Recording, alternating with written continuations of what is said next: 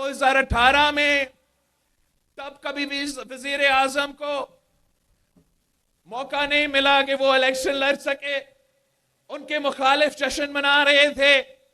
उससे पहले गिलानी साहब आपका वजीर आजम था, उसको एक खत ना लिखने पे ना अहल किया गया, उसको इलेक्शन ने लड़ने दिया।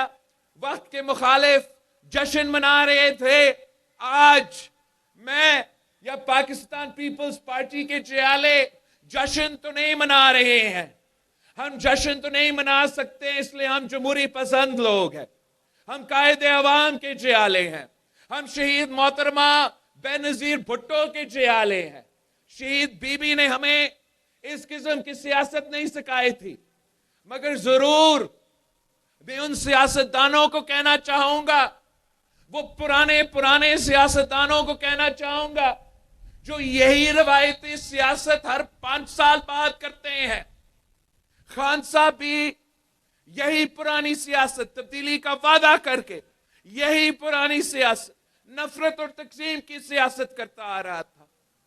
मियां साहब भी पहली दफा वजीर आजम बना तो यही नफरत और तकसीम की सियासत, दूसरी दफा वजीर आजम बना तो यही नफरत और तकसीम की सियासत, तीसरी दफा वजीर आजम बना थोड़ा ब्रेक के बाद यही नफरत और तकसीम की सियासत, चौथी दफा खुदा ना खास्ता बन ही जाता है तो आपको यही पुरानी सियासत भुगतना पड़ेगा। मैं इन तमाम पुराने सियासतदान को कहना चाह रहा हूं कि आप पाकिस्तान के अवाम के साथ इस तरीके से ना खेले, इस मुल्क की मईशत के साथ इस तरीके से ना खेले।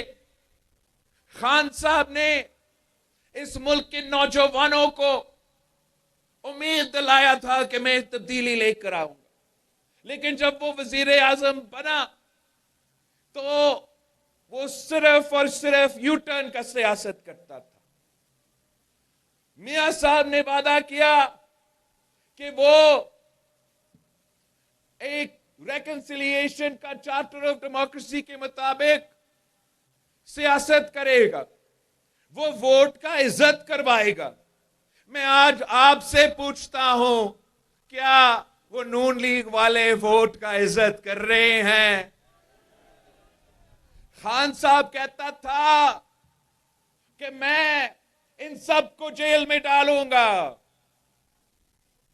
खान साहब कहता था कि ये भी चोर है, वो भी चोर है, ये भी चोर है।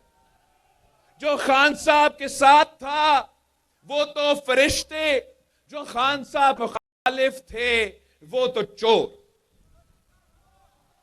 अब मैं क्या कहूं, जश्न तो नहीं मनाऊंगा, मगर इतना कहूंगा कि खान साहब को खुद तौबा करना चाहिए।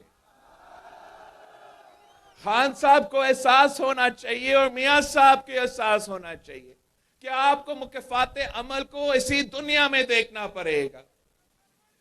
पहले मियां साहब ने अपने दौर हुकूमत में जिस तरीके से शहीद मोहतरमा बेनजीर भुट्टो के खिलाफ, भुट्टो की बेटी के खिलाफ जाली केसेस बनाए थे, सियासी इंतकाम करता था, मुकफ़ात अमल ये था कि मियां साहब को खुद अपने बेटी के साथ इसी किस्म का इंतकाम की सियासत देखना पड़ा। खान साहब कहता था कि मैं इनको रुलाऊंगा, आज वो खुद रो रहा है। खान साहब ने तो हद कर दी, वो तो सियासी मुखालफीन के बेटियों को, सियासी मुखालफीन के बहनों को गिरफ्तार कर रहा था। हम कहते रहे कि ये सियासत नहीं होता, अपना सियासी मुखालिफ के घर के औरतों के पीछे पड़ना, ये पाकिस्तान की सियासत नहीं है।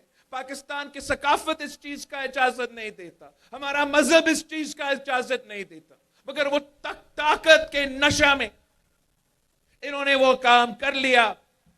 आज मुझे दिली अफसोस हो रहा है कि उसकी अपनी बीवी जो है उसको जेल जाना पड़ रही है।